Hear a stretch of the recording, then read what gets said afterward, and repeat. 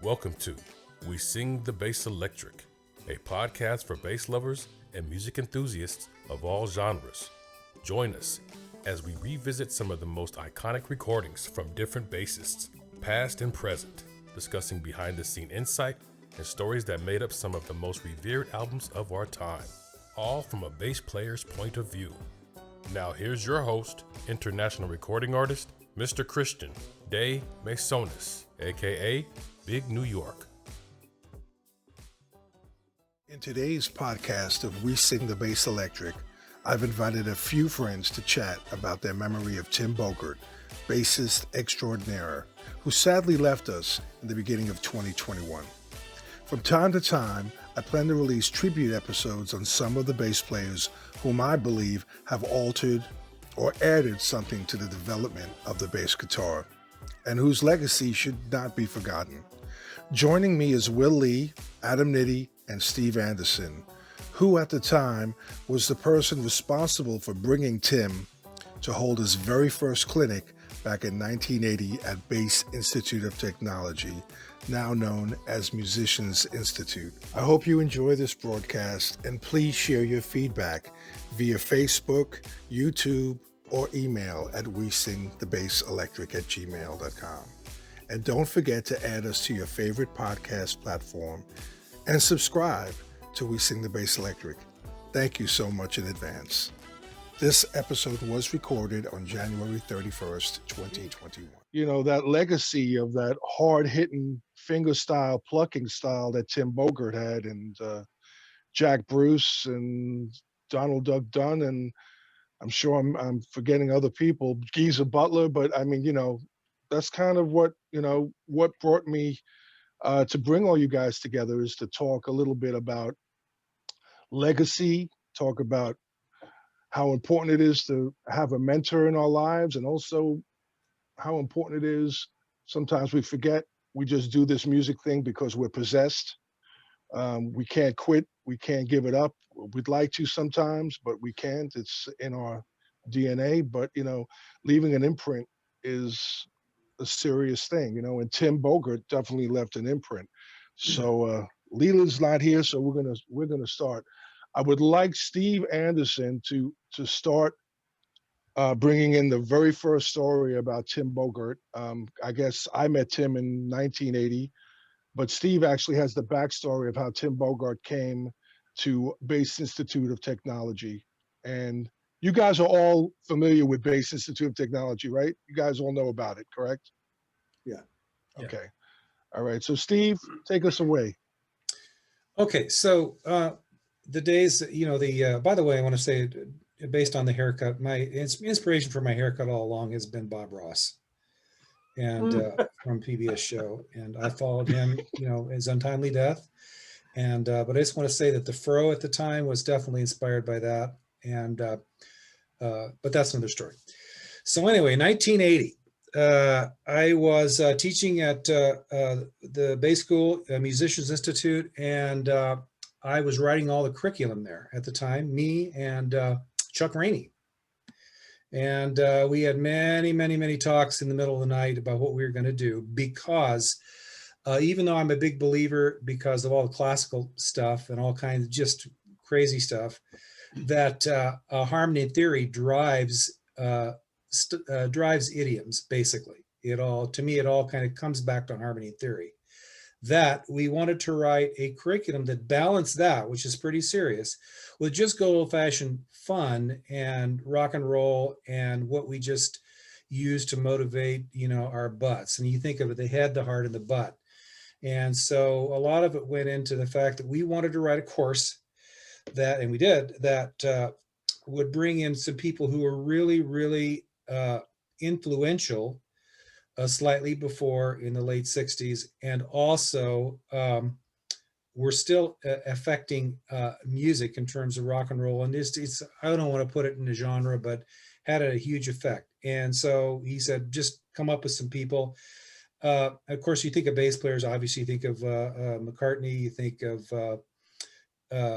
obviously Tim Bogert, and you think of a bunch of people that I'm thinking The Who as well, people that really, who affected you. And I shared with Chuck that when I was growing up, I started playing bass. I started playing about 10. I think I played both. I went to a crazy school where you had to have a major. So I was playing both double bass, classical, jazz, and electric at the same time.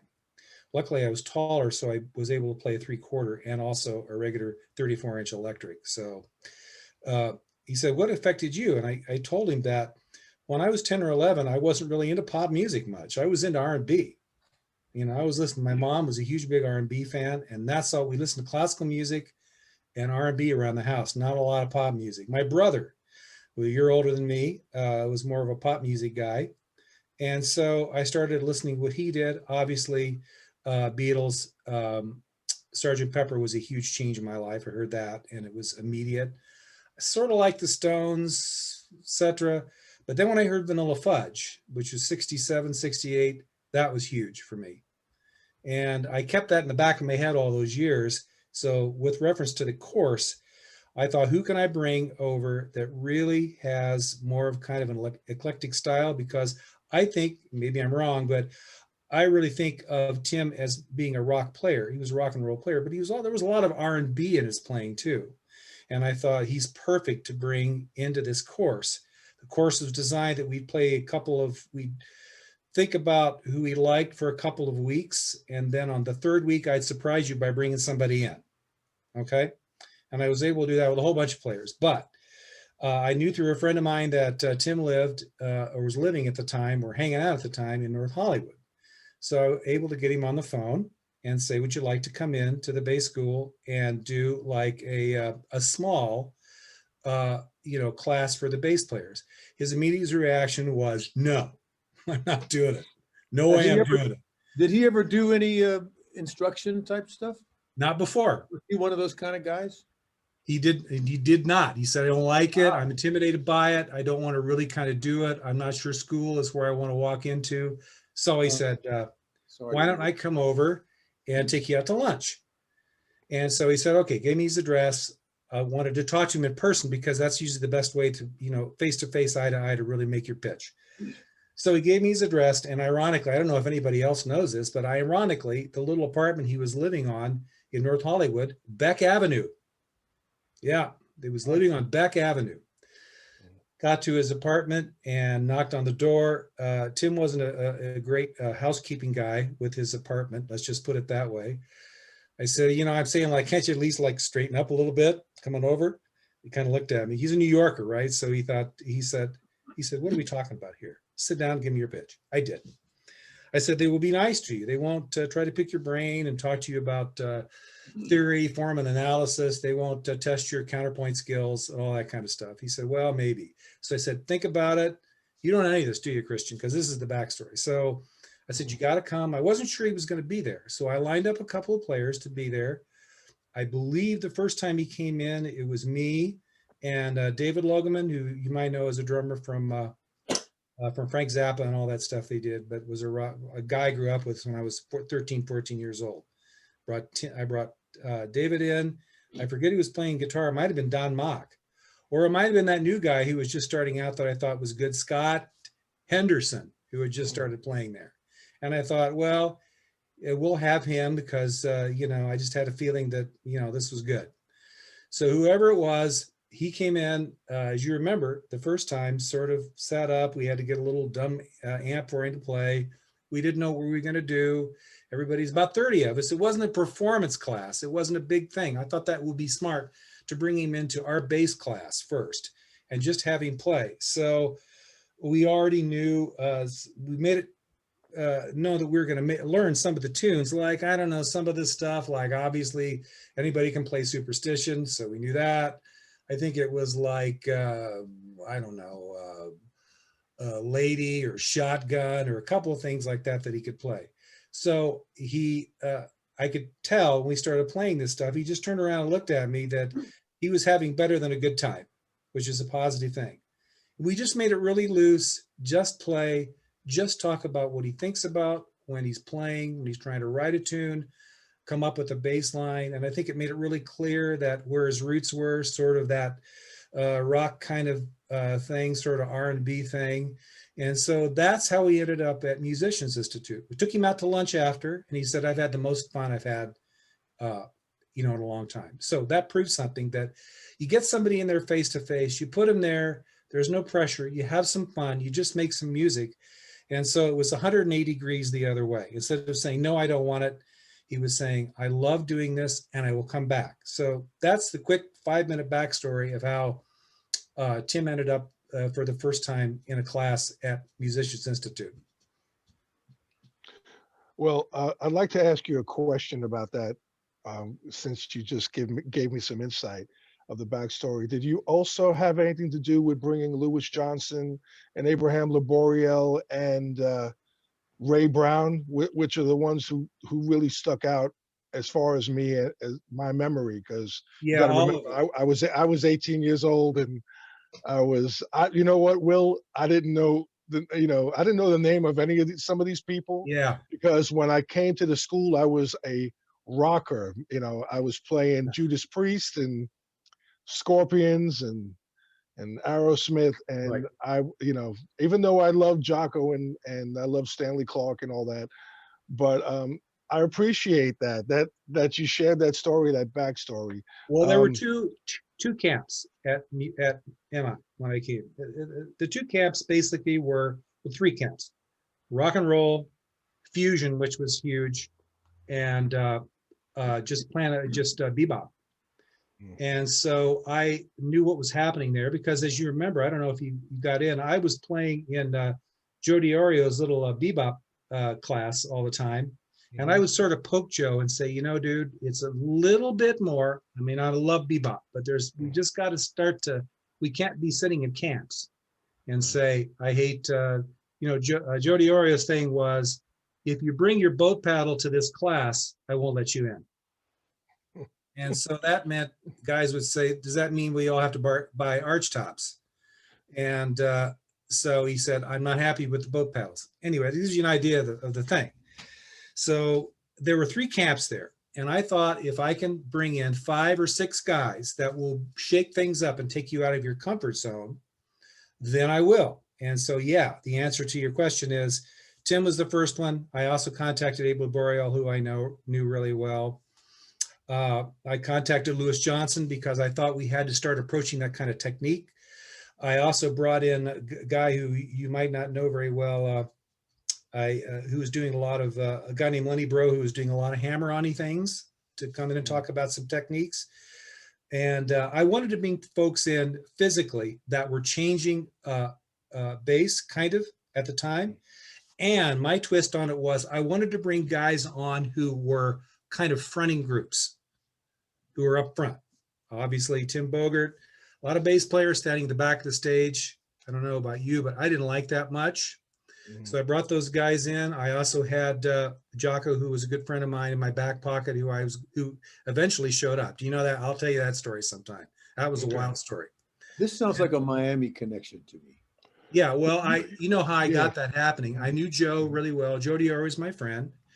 I talked about the fact that I knew Jaco a little bit, but I didn't know whether he would walk in. I didn't know, honestly, God rest his soul, I didn't know what kind of condition he might be in, or where he would show up, etc. So, and Joe DiOrio, Joe said, well, I know Jaco really well from the Florida ties, right? And I said, I know that. He says, I will take care of this. I will handle the whole thing. So I thought, good. But anyway, to rewind a bit, so I got all those people in line. 3 weeks, a new guy came in, Louis Johnson. I wanted people to see how that could affect it, how the technique could affect.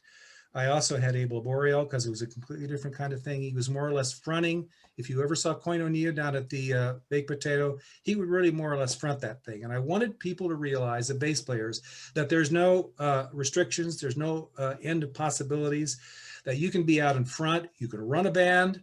Will knows about it. You can run a band like this and have it be successful. You can put yourself up front, and we start to need to move in that direction. So that's why all those guys were in there. I also had a guy that I got to say, 2 guys said yes, that they would come in. Jack Bruce said yes, he would come in, but we never could actually get him in there and play. So that was a disappointment. I also got Glenn Hughes to say he would just come in and just play with us. And for some reason, he had to cancel that last day, but at least I got 6 or 7. Glenn was another one like Tim. I wanted him to say, you can stand up in front of the stage, you can front the band, you can sing and play, you can write music, you can have several different kinds of styles, and it would all be good. But that's as far as I got, were those 6, I think 5 or 6. So it's a long-winded way to answer your question. But yeah, those guys are all on my list. That's history. Now, Will and then Adam, do you have any stories about Tim, whether you knew him personally or whether it was a piece of music that he recorded or a live performance that moved you in any way? Well, Will, you go first. Okay, Go ahead, when Vanilla Fudge first came out, which is probably where most people on the planet heard Tim, it was fascinating to listen to, right? Tim had this, he seemed to have this style of like solidity mixed with anything goes. You know what I mean? Like he had the groove thing, but he was just about to take off at any minute. In fact, I once heard Carmine Appice say, like, he was a guy who had the ability to just lay it down and then have it go somewhere and take off. And sometimes he wouldn't come back, he said. But whatever was happening, it was all extremely, in my opinion, like one of the more musical versions of that. You had Jack Bruce, you had like Jack Cassidy, that would kind of be busy players, you know, take the groove and then go somewhere with it, kind of thing. But somehow Tim just kept my ear perked up, wanting to hear where this journey was going to take me. You know what I mean? Mm-hmm. So we had this band called Dreams when I first moved to New York. The reason I moved from Miami, which is where I had seen Jaco and Joe DiOrio play together with Ira Sullivan's band. I think Steve Bagby on drums. That was the first time I'd seen Jaco, was down there. Came up to do Dreams, and we were on this tour, and we were opening for Cactus.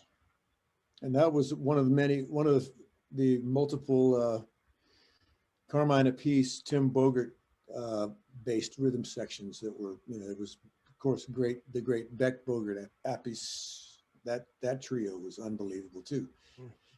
And you know, you listen to some of that live stuff. There's a Live in Japan album that those guys have that's just like, you start listening to Tim, you may not come back. You know, you may take that trip with him and also not return. But it was just, the playing was so fascinating and so wild. And I used to love watching Vanilla Fudge, because when I first, you know, you heard him and then you didn't see him for a minute, but then they got on the Ed Sullivan Show and they'd be like, set me free, why don't you play?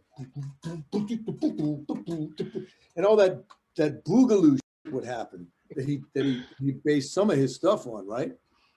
And it would make your whole body, that whole band was like flailing all over the place. And he was like a great flailer. And speaking of frontmen, I mean, these guys will capture your attention when you see it happening. You know, it was already sounding great, but then when you watch it, it was like a whole nother thing.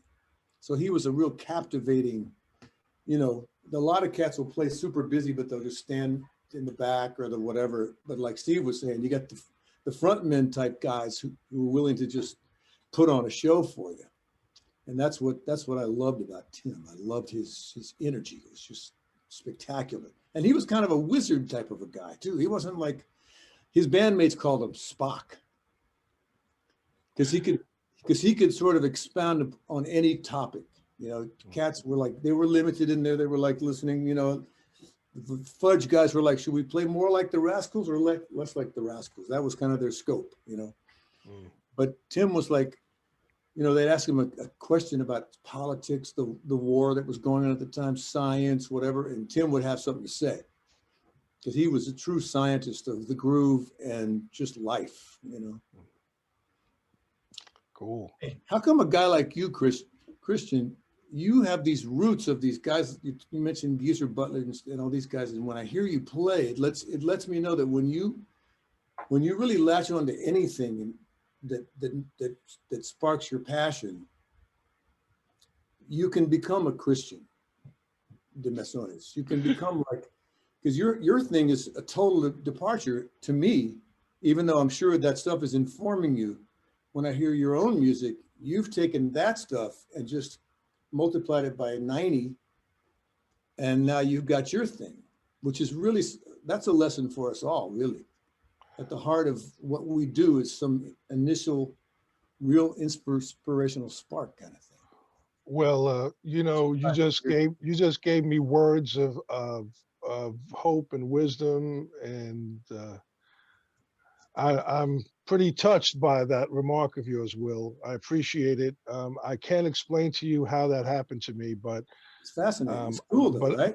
But I can tell you, Will, that I did give up on music. I played in a heavy metal band that was supposed to be signed to RCA in 1987. We were a hit at the Brooklyn heavy metal capital of the world, L'Amour's, and we, you know, played with and opened up for all of these bands that I admired, Twisted Sister and White Lion and Manowar and all of that stuff back then.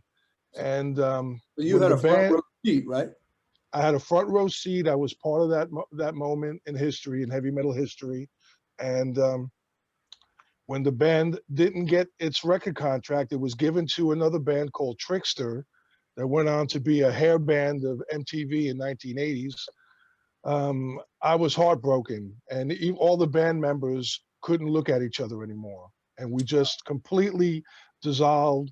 And I tried to get a real job. I worked at Sound One, on, you know, the Brill Building. You know, I drove a taxi.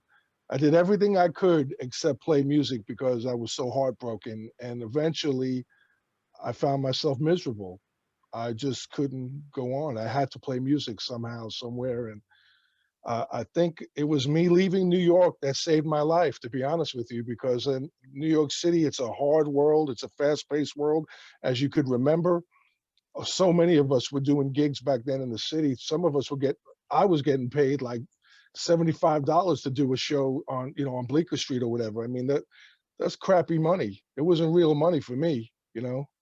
I can't get that now on Bleecker Street. $75. I was just gonna say that's my day rate, man. What are you talking about? An Oz Noy gig, like those Oz Noy Mondays we did like for 17 years in a row, every Monday with Oz Noy Trio and usually Anton Fig. You know, we'd be lucky if we got $50.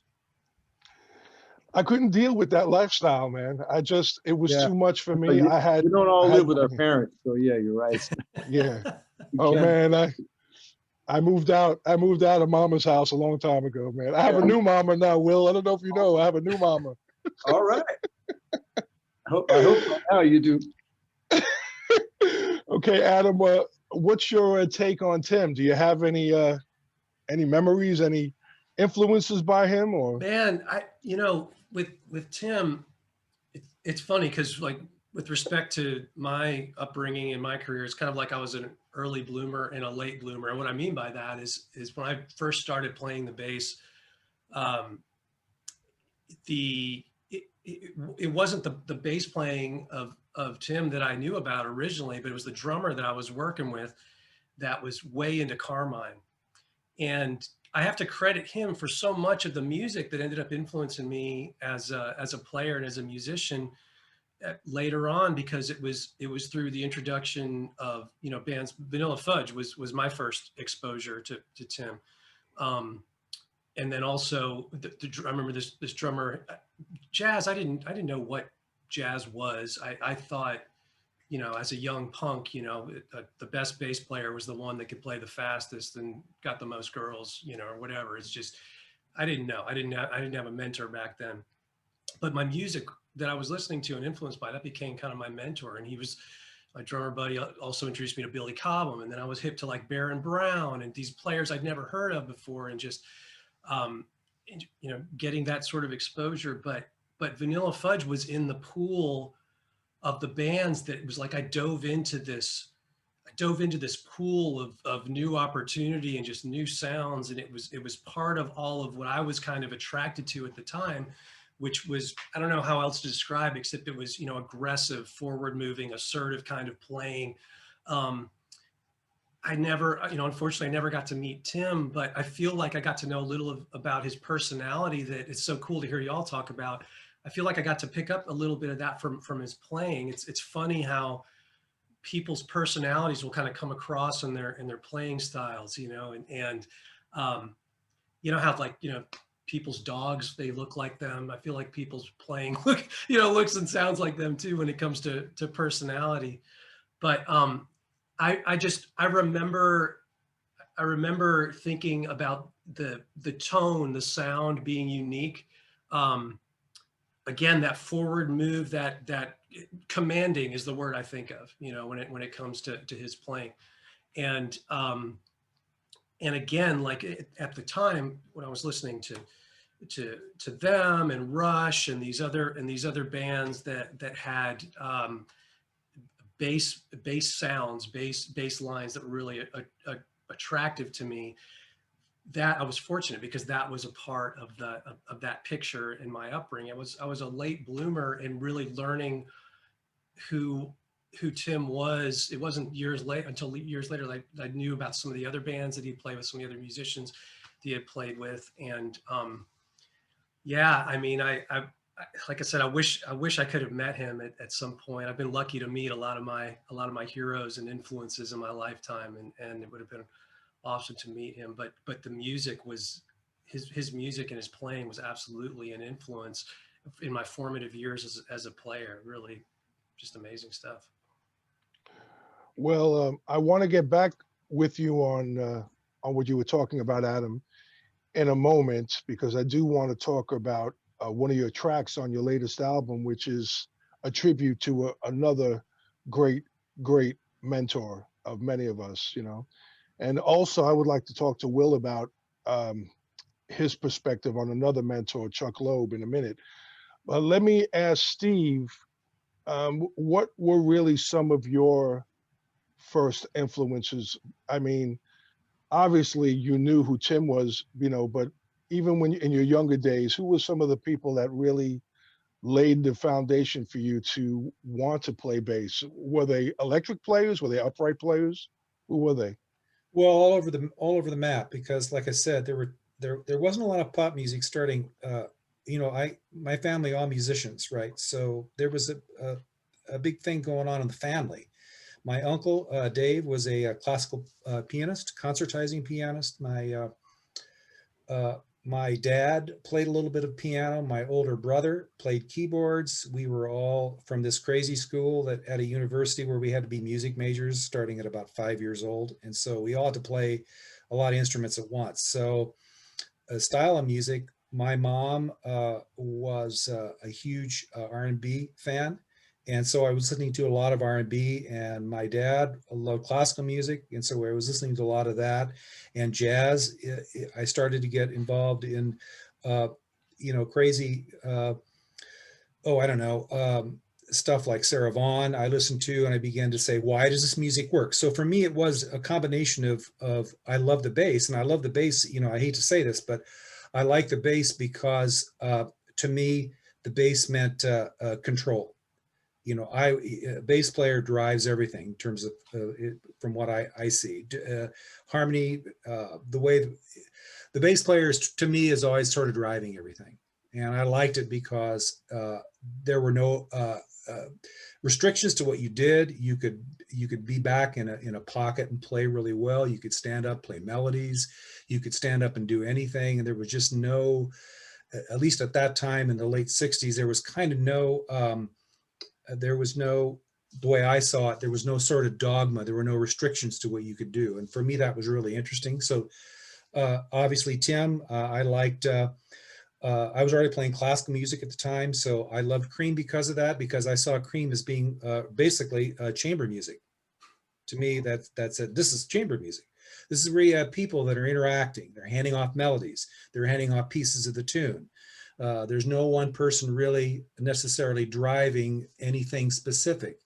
So I like that.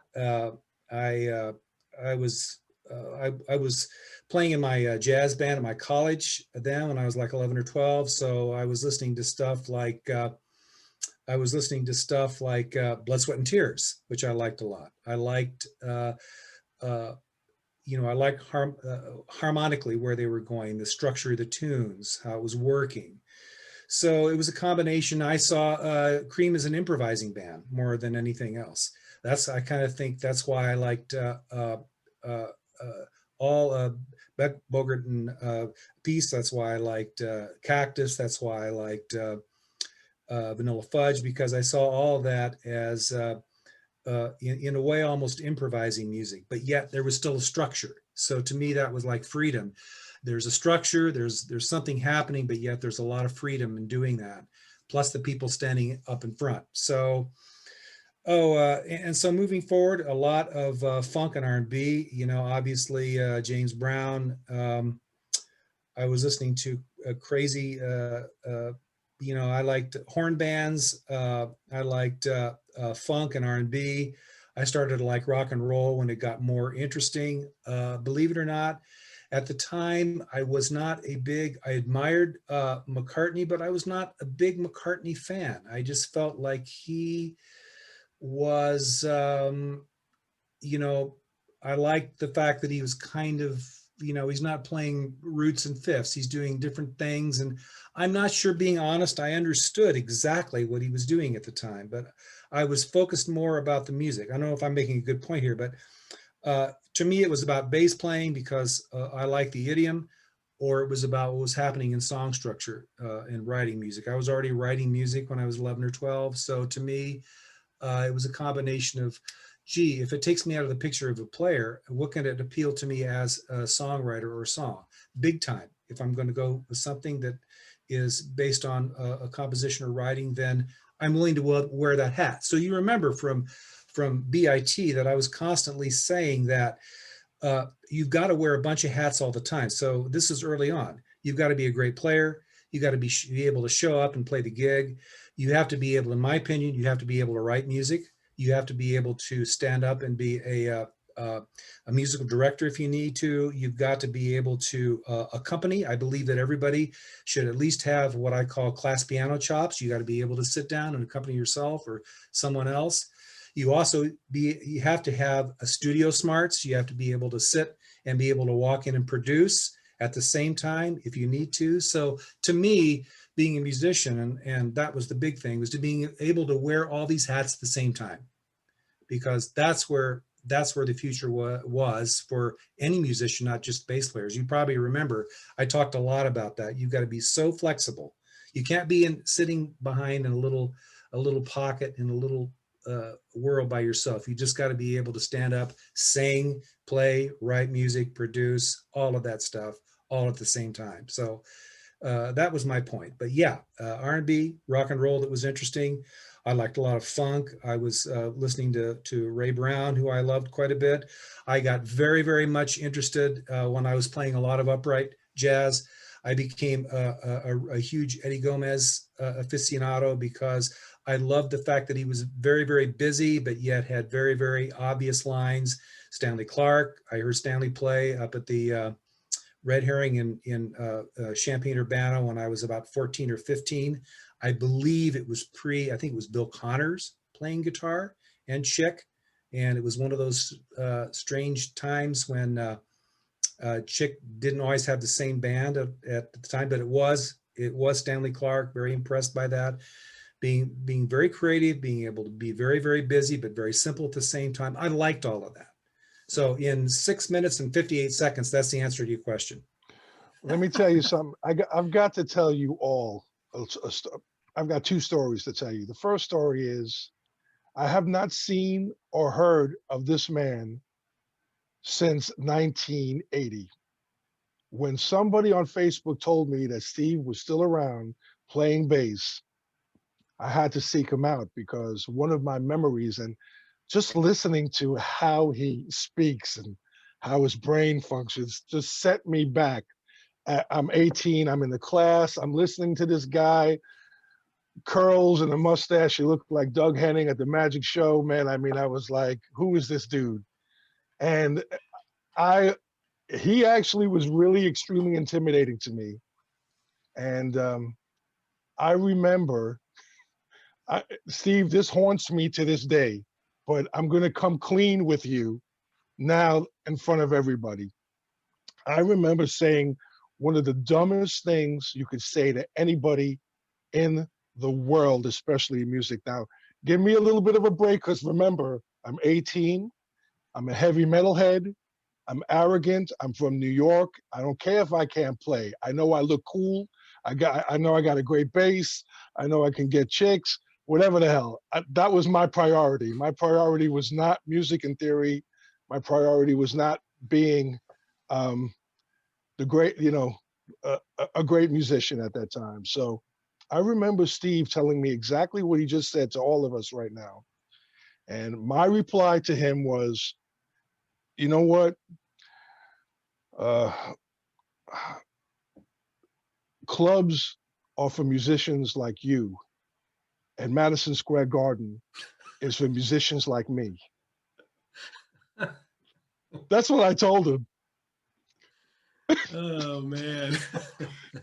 You know what, Steve? I've never played Madison Square Garden, but I will pat myself on the back that I played my largest gig, which was 30,000 plus with Roberta Flack. So I beat the attendance record for Madison Square Garden, but I've never made that dream come true. But Steve, I'm coming clean. I'm confessing. This is Bass Confessions. I'm coming clean right now, because that has stuck with me to this day. Every time I have a problem with either reading or concentrating on something or trying to push myself into another level in the music language landscape, I hear your voice, man. I hear it like haunting me.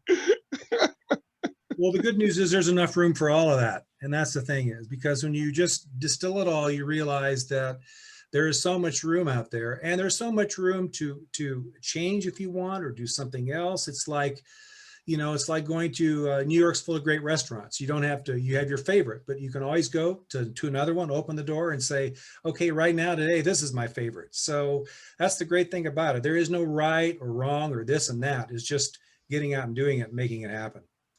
Thank God you feel that way. Thank God we all feel that way. Now, I want to talk to Will about something. I was turned on to one of his albums.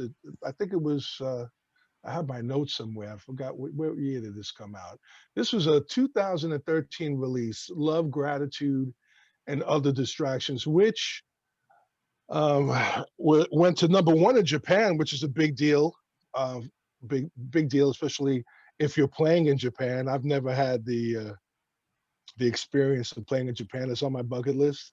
But one of the tracks on that album, which I'm featuring in a radio show that I'm kind of hosting for another radio station, Jazz City Radio, and I'm featuring that song along with another song by Adam Nitti, because it's a song that I believe is on the level of Portrait of Tracy, which in my opinion is. No. I'm sorry. Hey man, I'm sorry, man. You got to hear this. You got to hear this. That's nothing to see. You got to hear this, Will. You have to hear this. Oh, please. I think way over the top. I think all of us can agree that when we heard Portrait of Tracy for the very first time and found out that it was performed on an electric bass, even though it sounded like a Fender Rhodes, we were all blown away as bass players. There's no doubt. We were all blown away. So when I heard your rendition, even if this was this morning, you're talking about hearing that, that's the reaction that I still get when I hear that track. Exactly. He's still kicking everybody's ass. Come on. Exactly. He's still kicking. He's been dead for 35, 58 years. He's still kicking everybody's. Yes.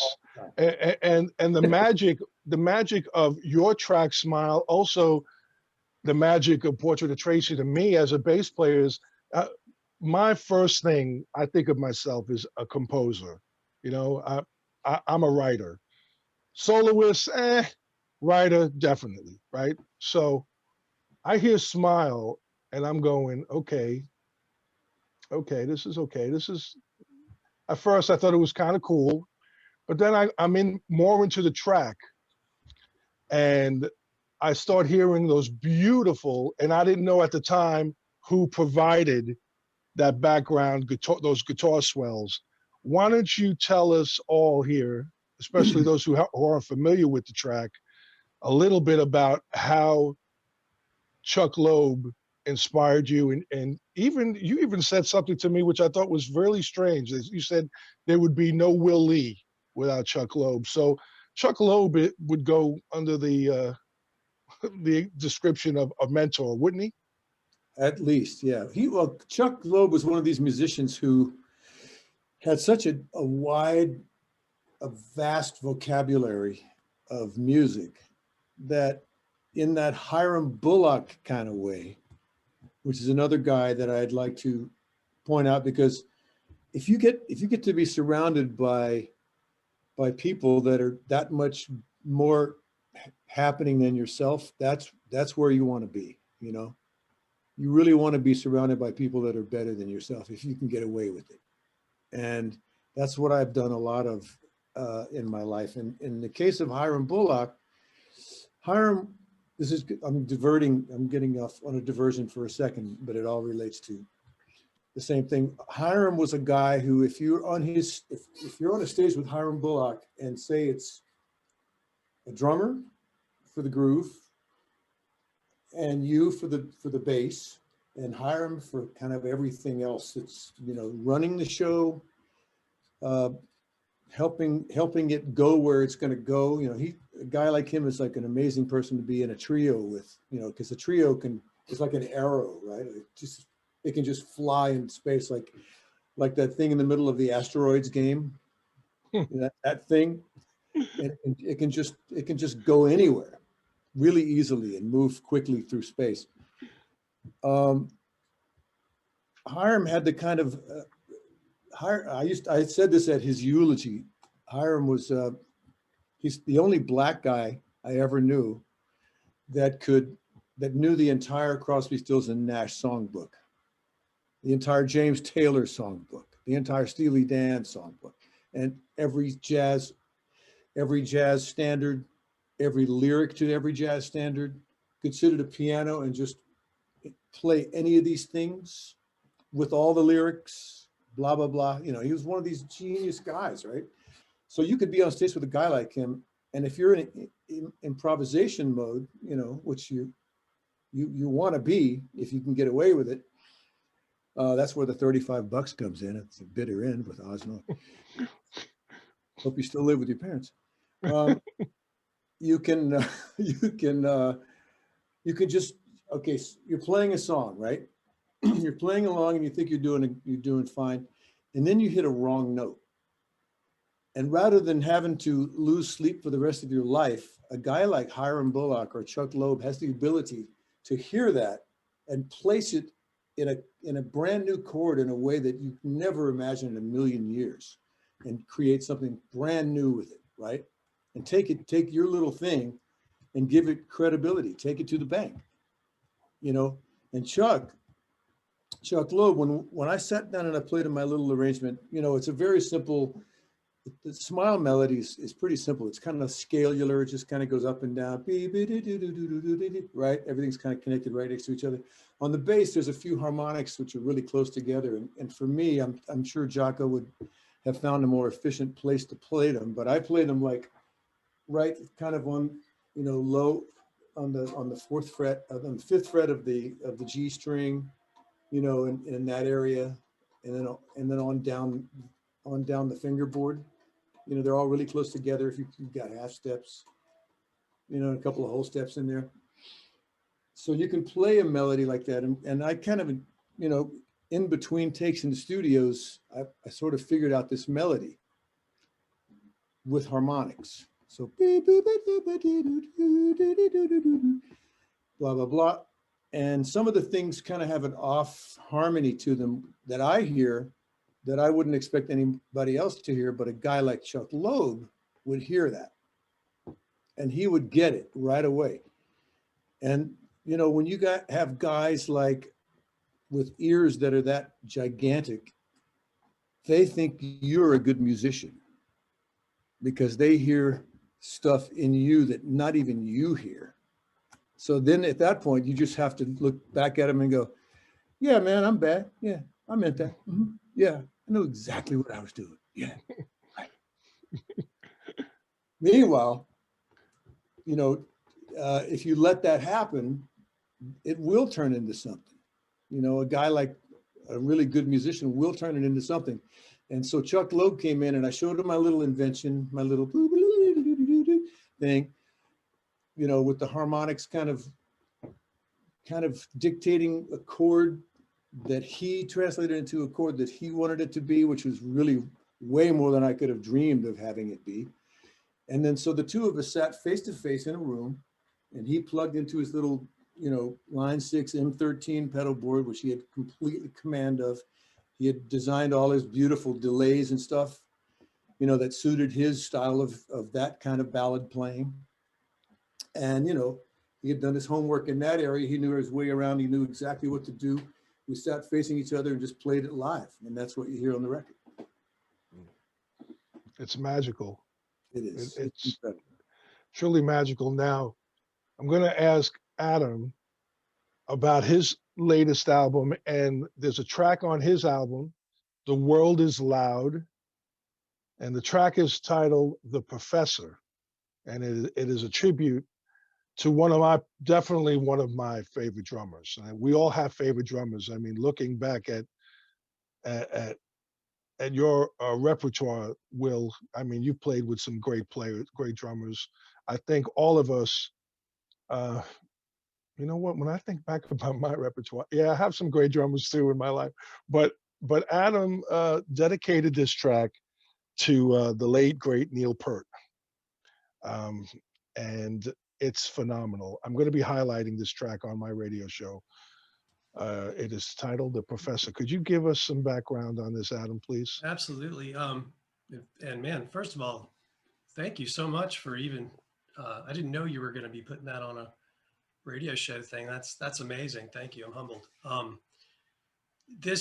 So my new record is, as you know, it's in a really different direction than my prior stuff, which my prior 5 were more like, you know, fusion albums, jazz, funk, rock fusion, whatever you want to call that stuff. And, you know, definitely instrumentally based with very few exceptions. And so this latest record that I just did is, I mean, it's a full on rock album, and I'm singing on it and playing most of the rhythm guitars and stuff like that. So the evolution of this record started off in a completely different trajectory. So, I just really, you know, my roots are, even though I guess most of my listeners would kind of identify me as like from a compositional library, coming more from a fusion direction, you know, my roots were not in that.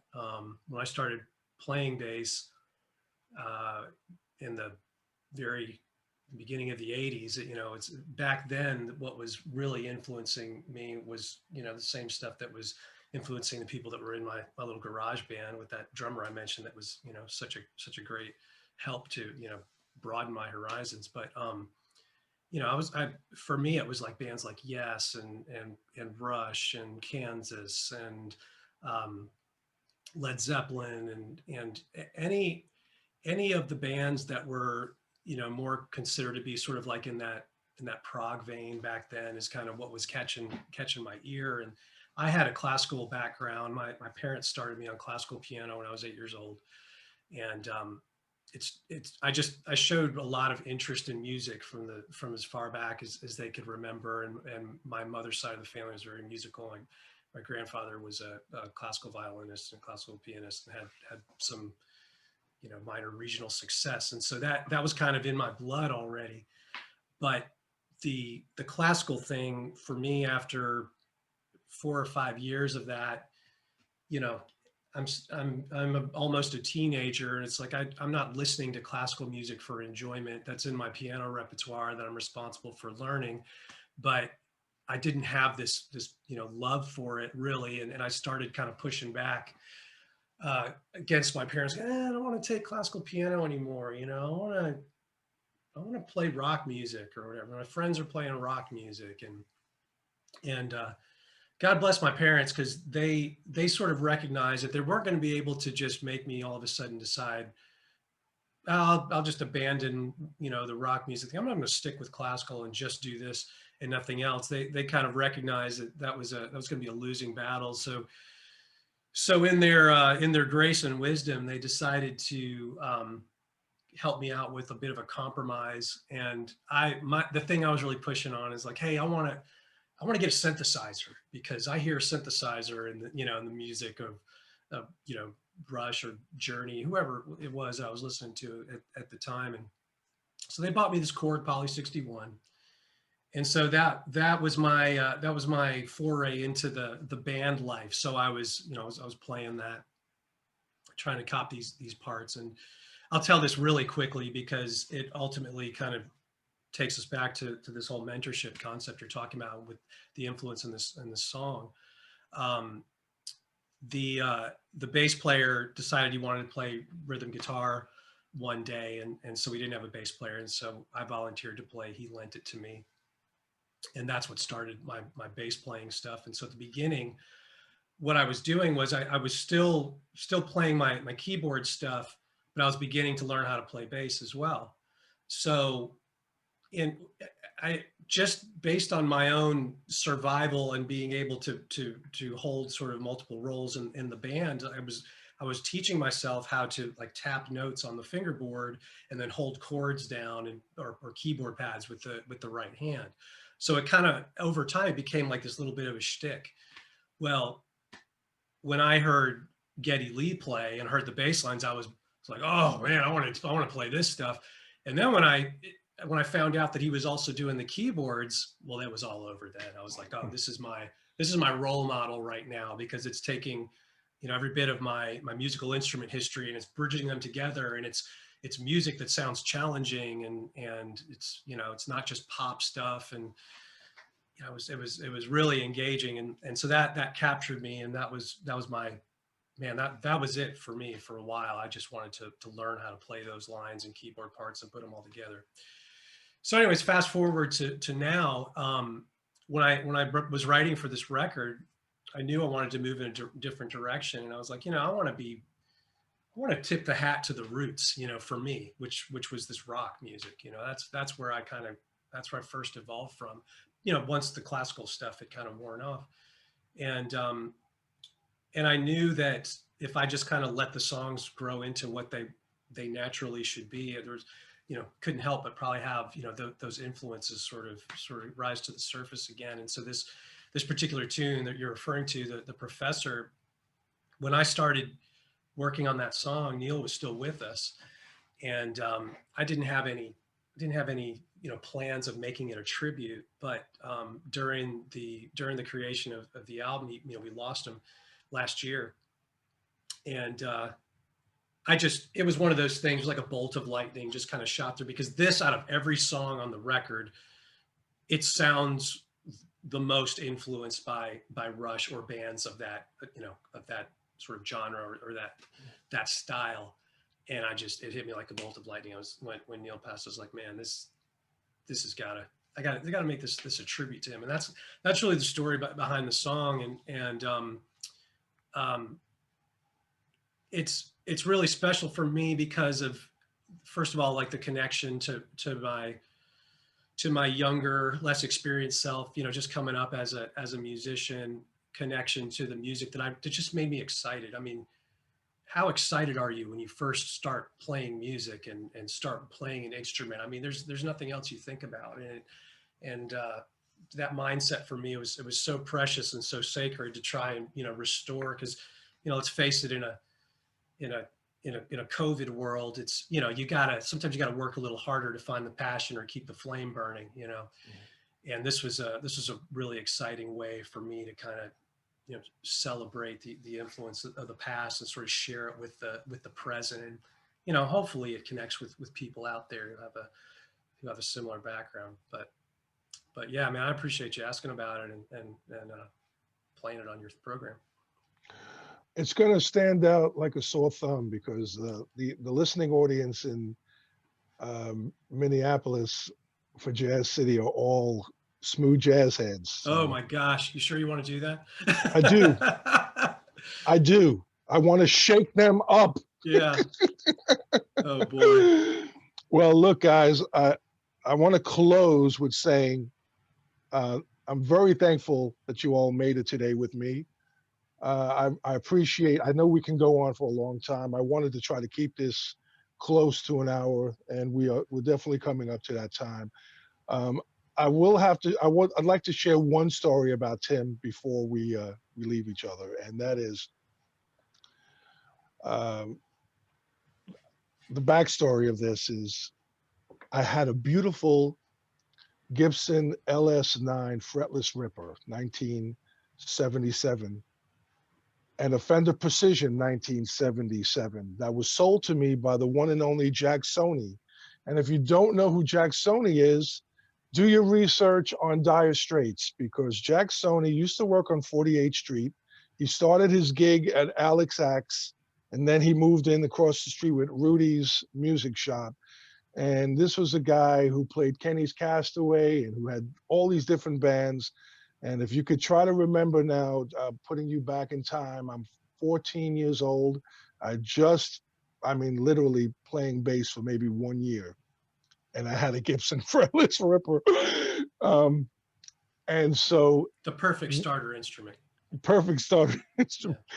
So I get the new, I do the thing that I'm supposed to do as far as passing whatever stuff I have to pass to get admitted to Bass Institute of Technology, right? But this is 1979. I've already been taking lessons now with Ken Smith for about 6 months. So I'm actually playing his very first prototype Ken Smith bass. I'm 17 years old, right? But still, reading F. Samandel was getting on my nerves. I driving me insane. I was having a rough time. So I told my dad, I said, hey, would you consider financing me going to music school in Hollywood, California? And my father was not a fan of my music. He wanted me to be a cartoonist and an animator, and that was the school that I was in at the time, High School of Art and Design, which my major was cartooning and animation. And he really wanted me not to play music, but he agreed if I cut my hair, he'll pay for the tuition. So I land up in Hollywood. What I did the day before I left to Hollywood, I was on 48th Street and I found this bass. You mentioned Kansas, Adam. When I walked into the store on 48th Street, I forgot the name of the store. I think it was called We Buy Guitars. I believe his name is Dave King, the bass player for Kansas. He was playing this Canadian bass I've never seen before called Odyssey. I don't know if you remember this bass, but it was the first time that I saw and heard Bartolini pickups. Had one Bartolini high A, right? And I fell in love with this bass. So I went to the guy on the counter and I said, look, I'm going to Hollywood tomorrow. I want to go to Hollywood with a new bass. Can you please? I've got a Gibson Ripper, mint condition. I got a Fender P. Can I trade them for this bass? And they were like, well, if you bring $200 cash, we'll let you trade these two basses and you can get this brand new Canadian bass Odyssey, right? So I go home, take the BMT to Brooklyn, get my basses, get my 200 cash, go right back into 48th Street, go to the guy behind the counter. I'm sorry, man. My boss said you need another $200. And I'm like talking to him, like literally crying, going, no, you can't do this. You don't understand. I can't take these two basses on a freaking plane with me. Please, please, just do the deal. It wouldn't do the deal. So I'm walking up 48th Street, frustrated as hell. I didn't want to go to BIT with either my Gibson Ripper or my Fender P. So I walk into Sam Ash, and there, I look up, and there is a sea of Kramer, brand new Kramer aluminum basses. I don't know anything about Kramer. I know they're ugly looking, that much I could say, but I don't know much about Kramer basses. So the salesman says to me, these are one of the first instruments that have onboard preamp. You got a 12 volt battery compartment. It boosts your sound. They're strung up with round wounds. So I picked up this bass, DMZ 4001, and I did the deal. 200, two basses, got a Kramer, And so now I'm at BIT, fast forward, be at BIT, fish out of water because I'm from Brooklyn and I don't know anybody in Hollywood. And I'm just getting to know all of these cohorts of mine. They're all from different places in America. Some of them are real knuckleheads, man. I got to tell you, some of them are. So they start, they start talking to me and all that, and they're looking at my Kramer. And then I have to do a live performance thing, which I have to stand up in front of the class and solo over chord changes or play something, play blues, whatever, right? And all of a sudden, the whole class starts listening to LAX coming from my pickups. I got air traffic control coming from my pickups in the room, right? Ground pickup, whatever, right? I'm so embarrassed, man. That's your solo. That's my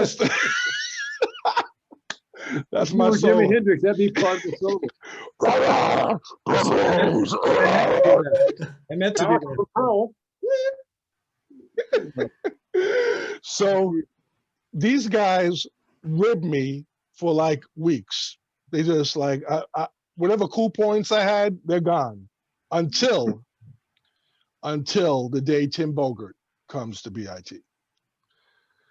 Tim Bogert comes to BIT with his Kramer DMZ 4001 bass. Oh. Yes. And he slaps and funks like I've never heard before. You got to try to remember that this is 1979, Adam. 1979.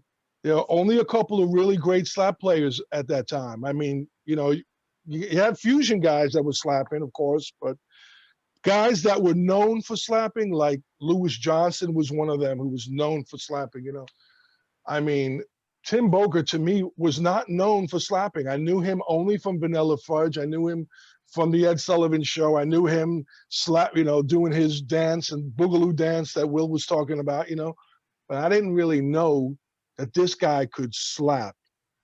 And this guy was a slap monster. Wow. Right, Steve? Steve, he was pretty up there, man, as far as his technique. So he blows everybody away. All of these knuckleheads, man, my student faculty and everybody who was giving me a hard time. And after that moment, I went up to Tim. I was just so happy. I even took a photograph of him. I have it somewhere.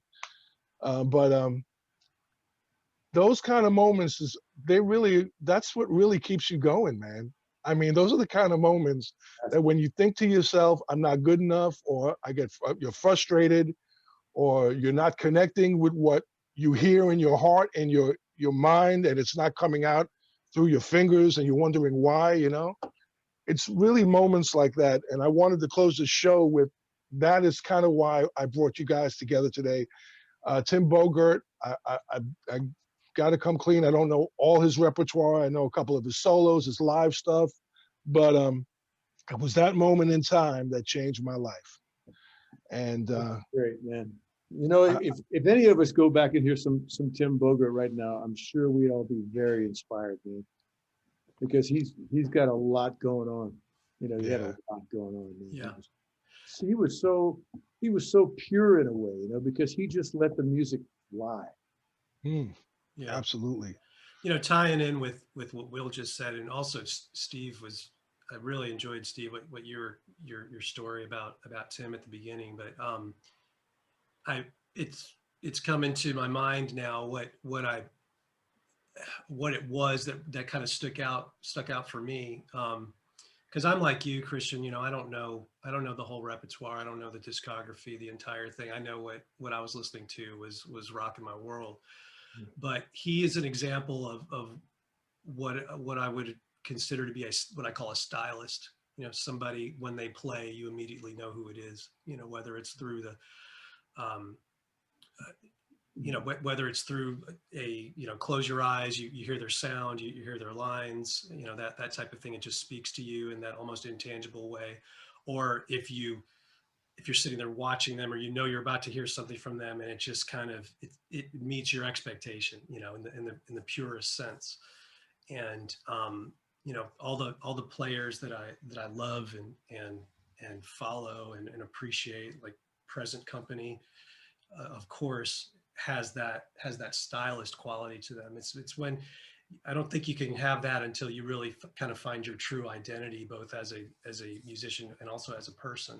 And I don't know, that kind of sticks out for me when I think about that. Cool, cool. Steve, do you have something that we don't know about in the works? I mean, like I said, this is blowing my mind because I haven't spoken to you in how many years was be at 1980? What is that, 40 years? Yeah. Yeah. So what's happening in your landscape Well, musically? I'm not playing as much as I used to. I would say since about the early 90s, I've had some real serious problems with my hearing. And I think since then, I pretty much don't do anything without earplugs in, because it's also hearing and tinnitus. And I can tell you, you don't want that combo. Is a bad one, right? Yeah, So yeah. what I'm doing now is I have a friend, David Van Scoik. He's out there. I don't even know where you go find him. We've probably done 6 or 7 CDs now that have all been, if you define a CD now as making enough money that it paid for the expenses and maybe something else, well, then that's a huge success. So we've done like 6 or 7 CDs now, and they're all sort of kind of hybrid. I'd say basically not bop exactly, but small trio and quartet stuff that we do, which is kind of a hybrid of stuff that you might say is bop or swing or a little extra stuff involved. That's kind of what I've been doing. I play a lot in my church now, and I enjoy doing that because they let me just kind of do whatever I want to, which is a lot of freedom. I do still play a lot of classical music now. I mean, I came out to Tempe to ASU to get my master's in double bass because my background was even before. I don't know if you remember me bringing the double bass in and playing out of some Mandel book in class, which I did 2 or 3 times because I wanted to rock your world, and I did that on and off. And I still do a lot of small chamber music stuff here and a lot of symphony. I'm in the Symphony of the Southwest. My wife is the concert master of the Arizona Opera. I play in the Phoenix Symphony sometimes. And so between all that stuff and trying to look after my hearing, it's been fun.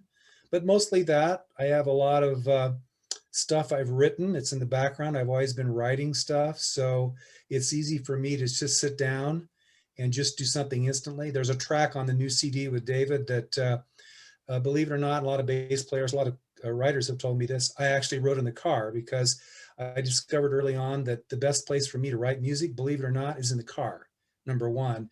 And number two, taking me off the instrument. A lot of times now, if I write stuff, I get completely away from the instrument. I just try to listen to what I'm doing and then transcribe what I'm doing before I pick something up, on the instrument and have it go that direction. So I'm kind of in that mode, but for the 1 minute and 30-second answer, that's kind of what I'm doing. Steve, you still intimidate the living bejesus out of me. I am telling you, man. I mean, no doubt about it. What about you, Will? I know that I think you've had a couple releases. Just finished an album with a band that we have with Keith Carlock and Jeff Babko and Jeff Coffin and guitarist Nir Felder called Band of Other Brothers, Boob. And I was lucky enough to get Stanley Clarke to play a solo on one of my tunes. All right. Awesome. I wrote the song and I wrote this little solo section that was like ice cream changes for a bass player to solo over. Just, oh yeah, and I was grooving. I'm thinking to myself, I got to channel my inner Stanley Clarke for this. This is like the perfect. Wait a minute, I know Stanley Clarke. I don't have to do this. I called Stanley, and luckily, it's so sweet, man. He liked the tune, and he said, yeah. And this new album's going to have a really cool Stanley solo where he goes from arco to pits. First half's arco, and then he switches over to pits, and it's really kind of beautiful because I don't play any upright. I'm the worst. I mean, if anybody ever sees me with an upright, ask them, please don't tell anybody. I like to leave it to the pros, the guys that really know what they're doing. Thank you so much for your time. I truly appreciate it. Thank you for your memories of Tim and, of course, all your personal stories. And thank you for not giving up on music and continuing to keep on going no matter what is put in front of us. Right? You too, man. Thank you. You know. Thank Okay, you. guys. Take care. Thank you. Take Bye care. bye. See you guys. Bye-bye. Thank you. Appreciate it so much. Bye bye. If you enjoyed this educational music program, please subscribe to We Sing the Bass Electric on your favorite podcast platform. We would love your feedback. Email us at WeSingTheBassElectric@gmail.com. For bonus material and a chance to win merchandise such as autographed CDs and more, subscribe to our YouTube channel and join our mailing list at WeSingTheBassElectric.com. As always, thank you for your support. And please buy music from these spotlighted artists. It makes a difference.